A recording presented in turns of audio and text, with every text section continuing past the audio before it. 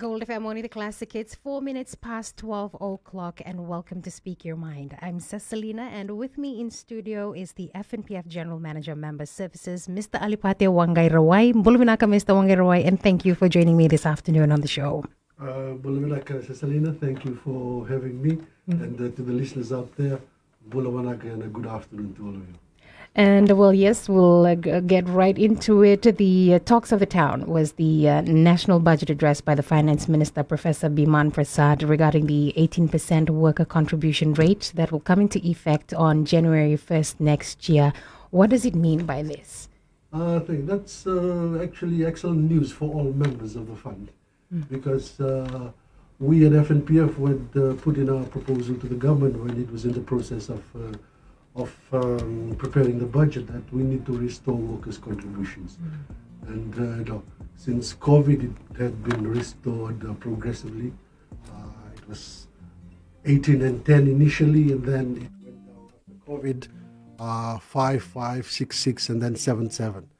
But so we are thankful that from 1st January 2024, it will be restored to the full 18%, which is 10% from the employer and 8% from the employer, which is good, because the more contributions, the more your monies will grow. The more monies that you put in, the more interest that you get at the end of the day. So we are thankful to the government, and I guess all the other members are thankful that the government has restored those contribution backs to pre-pandemic levels. Just for the interest rate, recently the FNPF announced a 7% credit interest to its members. Why is this significant? And when was the last time FNPF credited a similar interest? This is very significant because all members, they look forward to the end of each financial year. Our financial year starts from the 1st of July and 30th of June. And we get credited an annual interest rate. And the interest rate that was credited this year was 7%. When you look at what's available in the local market in terms of similar investments in banks and financial institutions, I would say that that's probably the highest in the market. 7%. The last time we paid this was about, when we paid a similar 7% was about 24 years ago. So that was back in 1999. So the interest rate is a good one, and I would like to implore all listeners out there, new daughters and children, the message from FNPF is there's no better way to save than with the FNPF, because you get the best interest rates. Just by comparison, looking at the daily interest rates in the papers today, the highest institution that was paying 1 year on a term deposit of 1 year was about 2.5%. And you compare the 2.5% with the 7%. So the message out there to all our listeners, we would encourage you to save. The more you save, the more you put into the fund, the more that you'll get by way of returns, given the interest rates that we've paid. And that 7% equated to about $449 million. $449 million. And we paid, all the members of the FNPF that were credited, shared in this interest, was about 405,000 members. 405,000 members were paid $449 million. You did say something about investments. When it comes to investments with FNPF, why are investments so important? FNPF is really, when you look at it, it's an investment organization, because the basic role that FNPF does is collect workers' contributions, and it collects workers' contributions and then invests it. It invests it so that it can earn a return on the funds that it is invested, so that we can, at the end of the year, pay you the kind of interest to grow your balances. So it's a very important function for the fund. Investments in various places. So the fund has got a very well diversified investment portfolio. It has investments in government bonds, it has investments in the hotel industry, it has shares in financial institutions, for example, the BSP Financial Group, and likewise the Home Finance Company, and then we've got hotels and properties, not to mention we've got shares with Fiji Airways. So the FNPF is basically looking out for opportunities to invest, because there's no use collecting these contributions from workers and keeping it in the bank because it will earn a very low interest.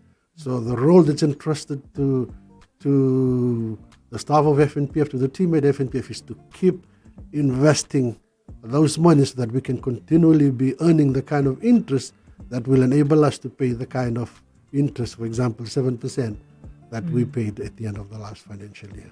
There was an article, Noel, in the Times that the fund holds 5.9 billion in government bonds. Is this true? If you look at the papers today, the Fiji Times corrected that figure yesterday. They had actually put it wrong. In fact, the government, our exposure in government bonds at the moment is only 3.9 billion, and not the 5.9 billion that was published in the papers. And in today's papers, the Fiji Times has retracted that and corrected that error. And let me just say that that given the limitations placed on FNPF to invest offshore, as FNPF, the bulk of its investments is done onshore, which is in Fiji, and it's restricted from investing offshore without the approval of the Reserve Bank of Fiji. So if it wants to invest overseas, it will have to get prior approval from the Reserve Bank of Fiji. So for us, a big part of our portfolio is government bonds. And we've actually, those of you that have access to our annual reports, that was the bulk of our earnings are coming from government bonds. It's generating us a good return. The government has never failed to pay or never defaulted on earnings.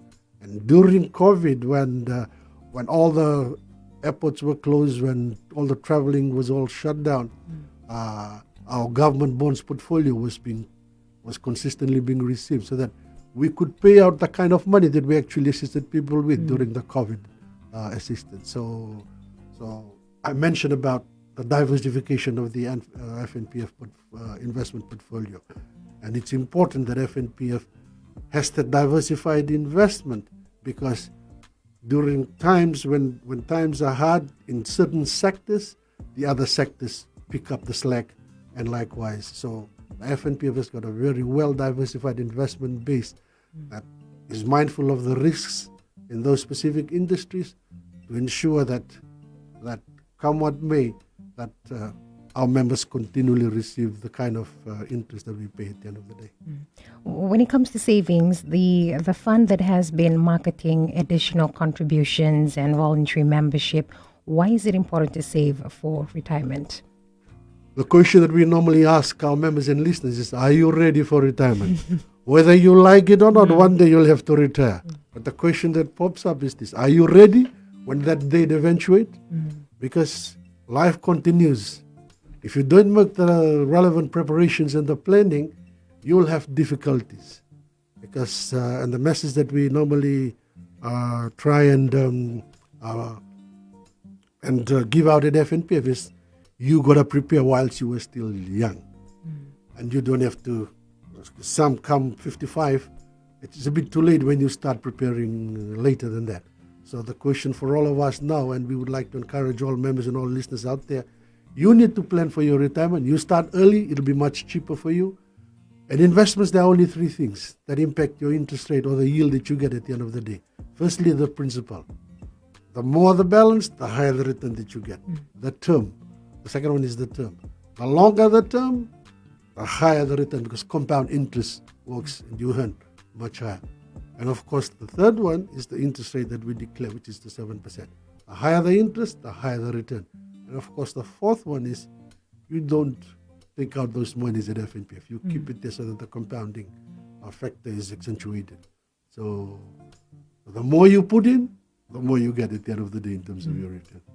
When it comes to the retirement plans, can members fully withdraw when they're 55, or do they have to pension their funds? Or is there, what is the actual draw amount? Selina, thanks for asking that question, because I think there's a misconception out there that, oh, you can't go now and withdraw all your money out at FNPF. The choice that you do when you reach 55. 55 is the entitlement age with FNPF. So you have the right and the freedom to choose whatever you want to do with your money. You can either take all your money out as a lump sum, or you can take part of your money as pension. You can either have a joint pension with your spouse, with your legal spouse, or you can have a sole pension. You can have what's called a term annuity, or you can have what's called a new account that we just introduced, which is a drawdown account. So there are options that are available during retirement. But what we advise our members is please think carefully about the choices that you make, because you'll have to live with the consequences of your decision. So in terms of the advice that we give out is you come and have a talk with one of our advisors of one of our team members, so that they can give you the options. So the freedom to choose which option you follow is entirely up to you. But the advice that we give out, please make the right choice, because we know of certain cases where people are regretting the decisions that they have made. And for additional contributions, how does the members go about this? Thank you. I've always advocated for this, because the easiest way, there are two types of membership in the fund. You've got the compulsory members, which is you and I. It's directly deducted from the source. Our contributions come directly. We are in formal employment. And the other segment, which is called the voluntary member, these are self-employed people or farmers or self-employed people with their own business. They make their own contributions. For you and I, 10% comes from the employer and 8% comes from us, which is 18%. But for voluntary members, whatever they put in, okay, they can do. I'm going to harvest today. If they harvest 50,000 or 20,000 worth of grog, if they choose to put the bulk of that money in FNPF, they are free to do so. And likewise for also you and I as compulsory members, we have the freedom and the liberty to also, if we harvest our Yangona also, you can come in and top up our contributions. These are the choices that are available to all members. It's aimed at ensuring that all members are given the opportunity to maximize and build up their contributions, which when they build up their contributions, it will also determine the interest that they earn of them. The higher that they put in, the higher also the interest they'll earn at the end of the year. So it's about encouraging our members to save, make it easier for them to accumulate their balances, so at the end of the day they get a higher return and build up their balances much faster. Well, thank you very much, Mr. Waqairawai, for that very colorful explanation on the funds and everything. But yes, we'll take a very short break and we'll be back right here on Speak Your Mind. Are you ready to roam the world worry-free? Digicel has got you covered. Introducing Roam Worry-Free, the ultimate roaming.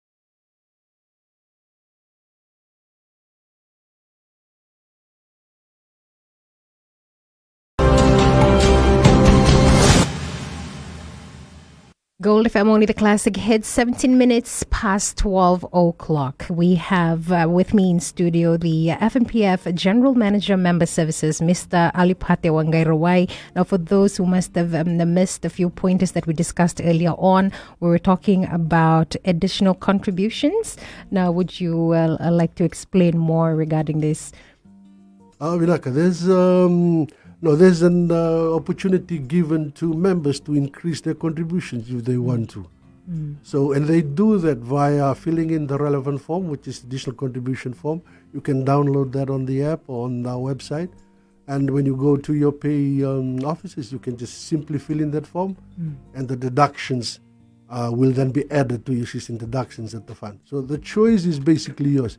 You can choose to decide what you want. If you think you can afford $5, $10, or a certain percentage, you nominate the percentage and the amount on that form. And the advice that I normally give out to members, don't underestimate the small amounts that you give out, because at the end of the day, that amounts to a lot. Because with the compound interest factor. So my advice to all of you workers out there, in the Fijian context, when it hits our pay or hits our bank account, that's it. It's very difficult for us to start, because you've got all obligations that you want to meet and all of that. But if it comes directly to the FNPF, you can't go and get it. With ATMs everywhere, you can easily go and take out the money that you want. But when you put it in the fund, it's very difficult for you to get it out, because there's rules governing taking it out. So I would encourage those that are listening out there, one of the best ways to save is just to increase the additional contribution. And you can have access, you can then come into the to a website, you can access, there's a retirement calculator that's there. Don't underestimate the $5 and $10, because that can project for you what that $5, $10 will mean to you at the end of when you reach 55, given the additional balances that are accrued to you. And we would encourage members to sort of play with that calculator, because that will easily give you the amount of money that you can additionally save when you reach 55. So my message to all those that are listening today, please advise your children, your grandchildren, those of you that have children that are at work. One of the best ways to save is for them to go and fill in an additional contribution form. Never underestimate that small amount, $5, $10, $15, or 1, 2, 3%. At the end of the day, that amounts, that grows to a lot, because that will quickly build up your balances. Just one of the general questions that's floating right now, are members' funds safe with FNPF? No, that's a very good question. I think the proof of the pudding is in the pile, whatever they say, during pandemic. We paid out, the assistance that we gave out during the pandemic.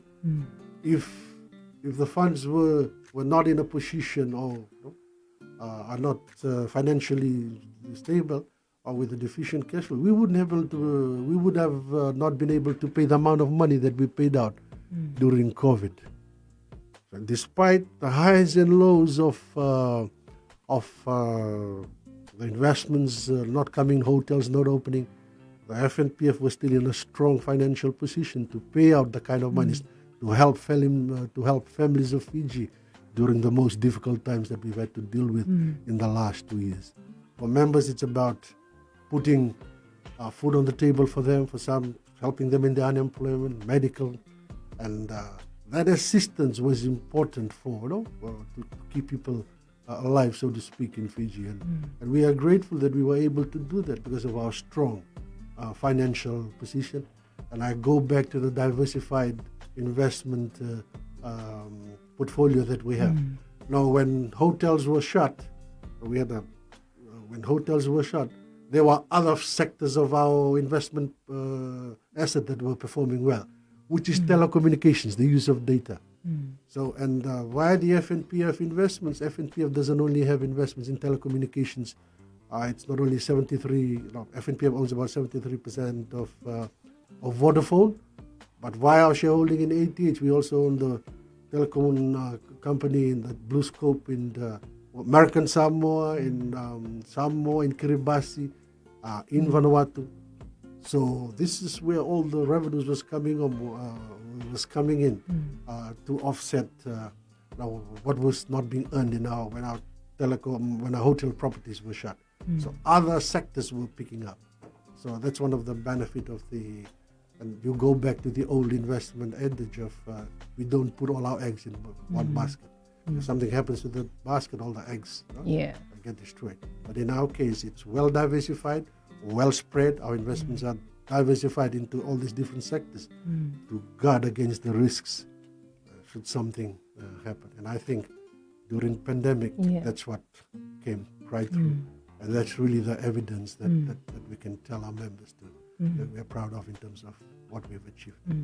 It's quite interesting what you said earlier on about voluntary membership, especially encouraging students to be part of, to create an account. Would you like to just, elaborate more to our listeners?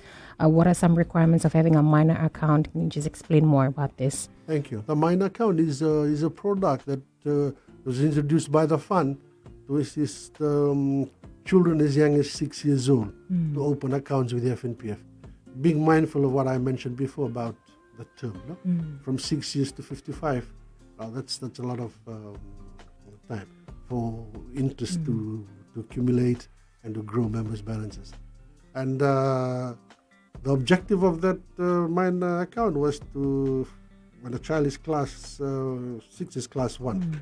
So by the time he or she reaches university or higher education age, he or she will be able to access that to pay for her university fees. Parents and guardians know how expensive higher education and fees is. So this is a product that was put out to assist families and members plan for the higher education of their children.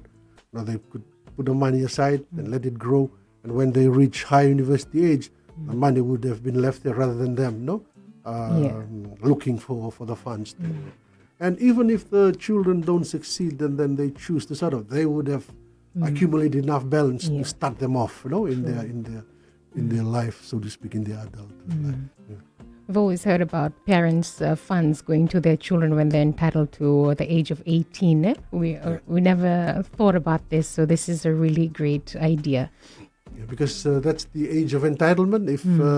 If it is specifically for education, to go for education, and then once if they don't succeed, then that accumulates to become there's an account that they've already opened, and when they go into the workforce, they still use that, but they would start off with some monies that are already there. But what about for those who want to purchase their first home or land? Is there a possibility for them to use their FNPF funds to accommodate for this? Yeah.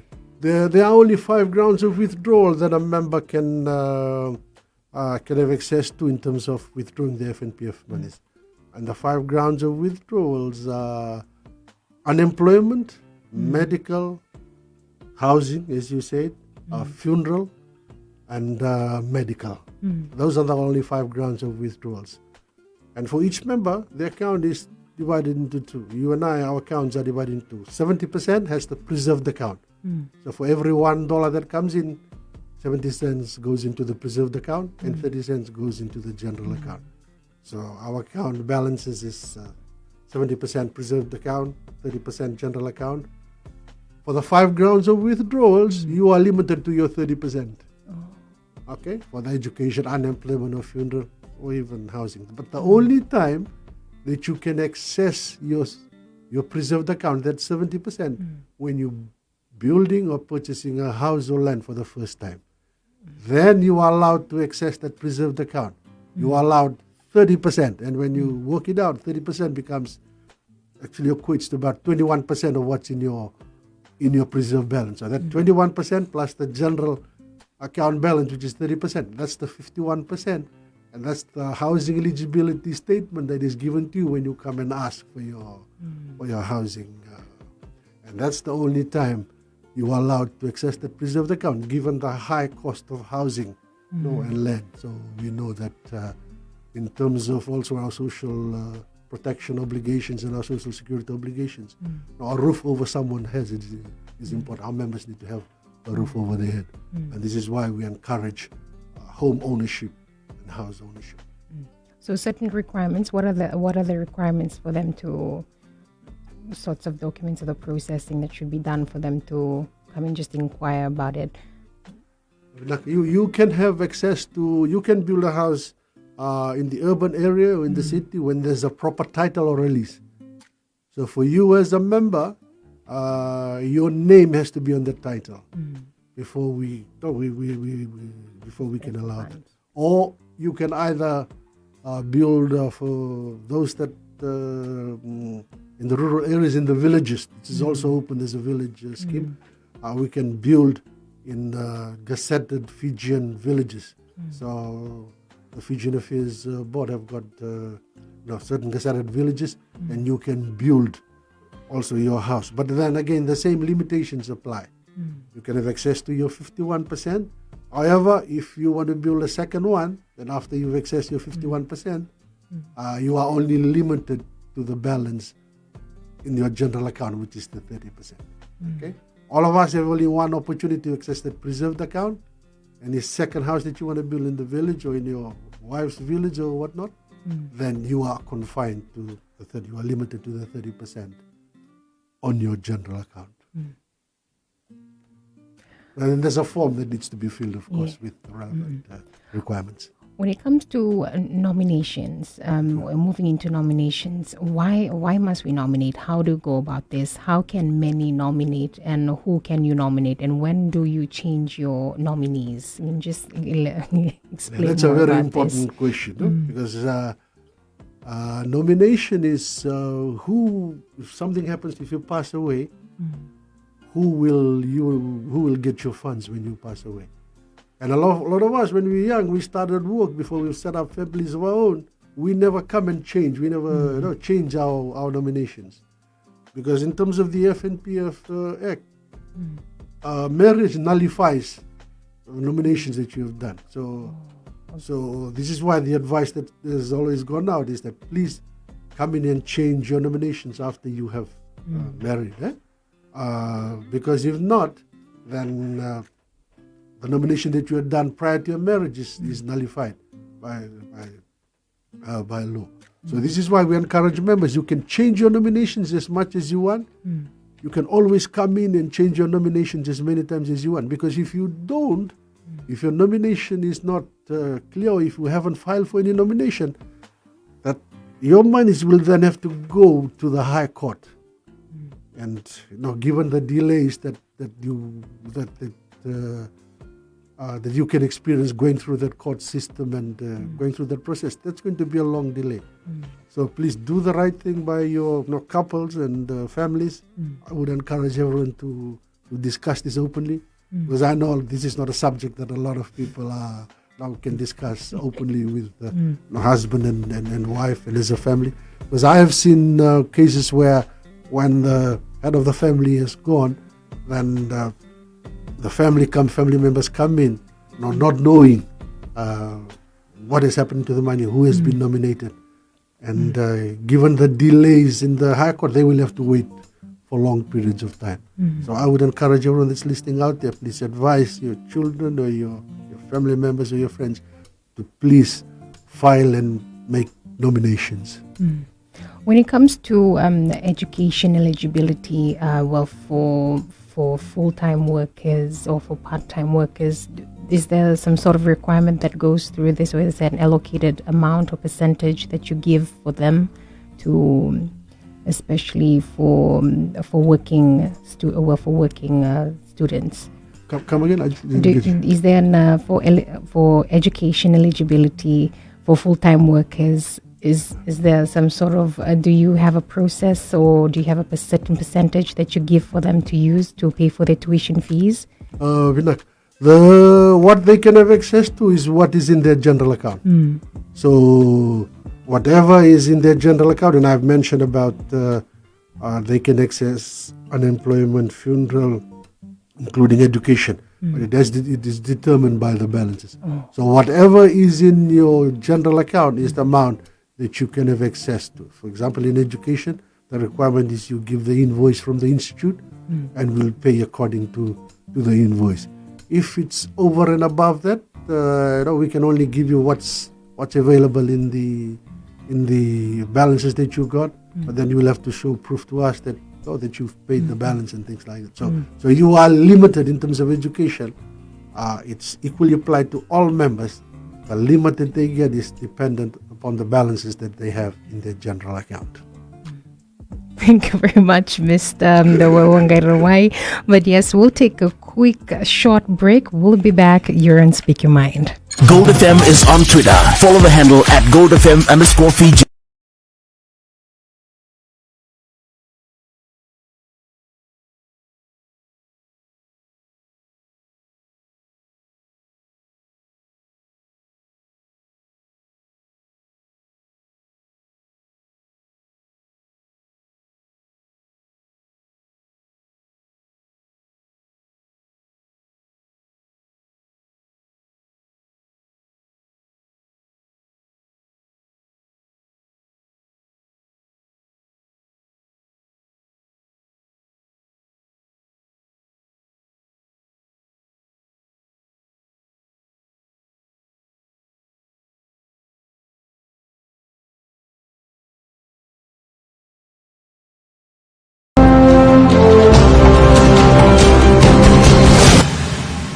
Bulvinaka, you're on Gold FM, one of the classic hits, 34 minutes past 12, and you're on Speak Your Mind. I'm Cess, and with me in studio, we have the FNPF General Manager, Member Services, Mr. Alipate Waqairawai. And remember, our lines are also open, 3220906. You can call me, and well, if you have any questions, you want to be part of the conversations regarding your FNPF funds, well, we have the FNPF General Manager, Member Services here with me in studio, and he will be more than happy to fill you in with more details. But of course, knowing that we earlier on touched on interest rates, the investment savings, and also retirement plans. Now, moving on, let's talk about the MOA. Which you can fill. Would you like to elaborate more on this? Thank you. The MOA is called a Memorandum of Administration. What happens is that this is a form that members can fill whilst they are still alive. So in the event that they pass away, they can be, this money is deducted to look after their funeral. So it's called a memorandum. And, in terms of when you come to the FNPF, members can also access $2,000 to help in the funeral assistance for their families. But in this case, it's members paying for their own funeral, of funeral assistance, in the sense that when interest is credited at the end of each year, after the interest credited was done, the very first entry and the only entry that goes into the account is a deduction of $35. That $35 covers what's called, will entitle to a special death benefit premium of $8,500. So if you pass away during the year, FNPF will then add $8,500 into your balances. So for example, if your balance is $100, that after interest was credited, $35 was deducted, so your balance is now $65. If something happens to you within that year, FNPF will then add $8,500 to your account. Your account will then become $8,535. But out of that $8,500 payment, if you fill in a memorandum of administration, that form will allow you to nominate a person who will look after your funeral. So out of that, $2,000 will be paid out within 48 hours to the person that you've nominated to conduct your funeral. And the FNPF will deduct $2,000 out of that $8,500 to look after your funeral and your burial. So which means there's a balance of $6,500. The $6,500 will then be added to your $35, which is $6,535. That will then be distributed in terms of your nominations. So memorandum of administration is merely you, whilst you are still alive, when you fill in that form, you're preparing yourself in the event that you pass away, that you are funding your own funeral. And there are certain cases where we, the family members, will then have to go running around to assist for our relatives' funeral. But in this case, it's out there. So those of you that are out there, members, and sometimes it's kind of taboo subject. We are frightened to talk about these things. And then when something happens, so just to inform our listeners out there, there's a facility out there. There's a form that's called a memorandum of administration. We've had a lot of requests where after the person has passed away, then the relatives come trying to access that. So this is a new initiative that FNPF has done? No, this has been going on for some time. But so if there's no form that is being filed whilst the person was alive, then you can't have access to the $8,000. So my advice to everyone that's listening in, please, if you do have the time, please fill in that form, because the MOA. Moving on, talking about what are some of the special death benefits that FNPF has? That special death benefit is really it is kind of insurance scheme for a fee of $35. Only those that have $35 that are deducted, they will then have.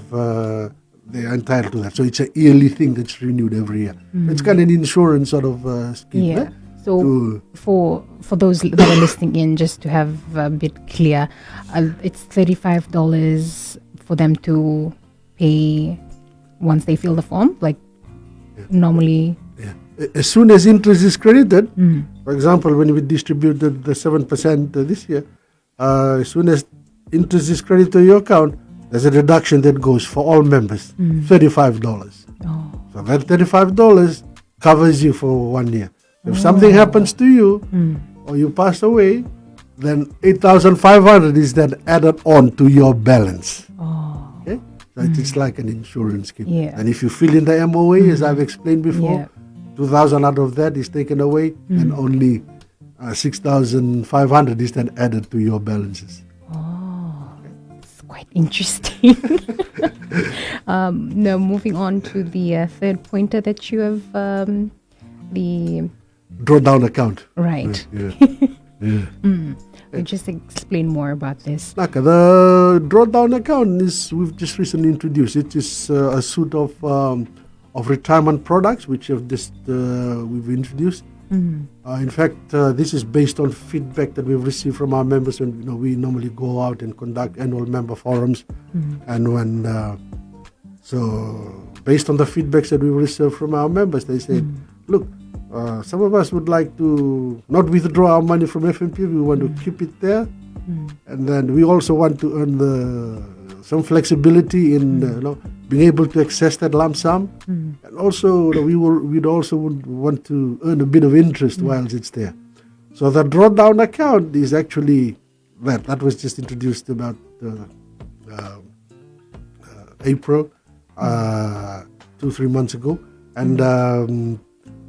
and that is actually to cater. It's an account that gives you the flexibility in case you need something there's an emergency or anything, you can have access to it twice each year.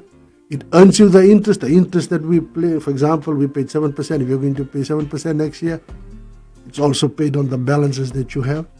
You also nominate a monthly amount that you get every month. You can have that 2 classifications. You can get a higher or you can get a normal one. So when you nominate a higher rate, that means the term is going to be shorter because the money will run out earlier. And the drawdown account is exactly, it only finishes after the balance also has been exhausted, after you've drawn all your balances. So it's really taking off. We've got a lot of, we've got about over 65 people 60 to 80 people have already opted for that. And it's attractive given the flexible options that are there. They can also have access to it. They earn interest, and they also get a monthly payment. So I would encourage those that are out there, if you are nearing retirement, come in and speak to one of our team members and find out about the drawdown account. Well, when it comes to, for most of us that we don't really have time to, come down to FNPF to check the balances and other initiatives that were within the company. But are there any digital platforms that people can access through? What are some of the online portals that we can access, especially if we don't really have time to come down to FNPF Center? Thank you, Cecilina. The FNPF has also got a digital platforms. In fact, given that it's the digital age now, we've got over 240,000 members already signed on My FNPF. They can virtually access our services by downloading the My FNPF app. And I think, if I remember correctly, there's over about 220,000 that are already online with us. They can access our mobile platforms. So you can access the information, whatever part in Fiji that you are, you can access information on your account. For example, your housing eligibility, your balances, your nomination. You no longer need to come down to the FNPF. So I would encourage those that are listening out there is to sign up on your mobile apps and on the platforms, and then you can easily get the information. You don't need to seek permission to physically come down to FNPF offices. You can get any information in the FNPF account. You can even process withdrawals. Really? Online by just merely. So we are now in the digital era. We know large percentage of our young population, they're digital savvy. So we would encourage people out there, please, information that you would want on FNPF. FNPF is easily accessible via your mobile telephone, via your desktop, via your laptops or whatnot. So in fact, what FNPF is trying to do, you can be at any time in Fiji where you have access to internet or satellite, and you can access FNPF services. You don't need to come physically to the fund. And we would encourage everyone to please sign up for our on our digital platforms. Well, I believe that brings us to the end of our program, Mr. Waqairawai. Vinaka for coming in today. I'm pretty sure most of our listeners, they were aware. Well, they're very much well informed on the FNPF and all the MOA, how to deal with special death benefits and a lot more. But of course, as you've said, for more information, for those who would like to contact you, they can email you on your email.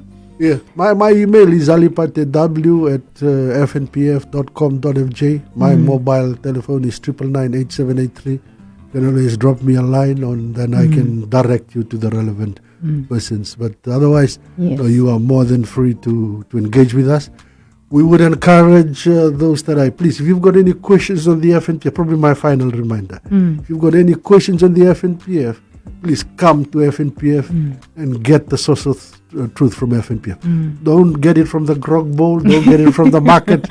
Come and speak to us at FNPF. We would like to clarify any queries for you, because your future is too important for you to get access to the right information. You can make the right decision. Well, there you have it. Thank you very much, Mr. Waqairawai, and also to our listeners. Remember, for the Speak Your Mind Talkback show today, you can actually view it on our Facebook page. That's at Gold FM Fiji, and you can join us as well every Tuesday right here on Gold FM, the Speak Your Mind program from 12 to 1. But until then, thank you very much, Mr. Waqairawai. Thanks for having me. Gold FM is on Twitter. Follow the handle at Gold.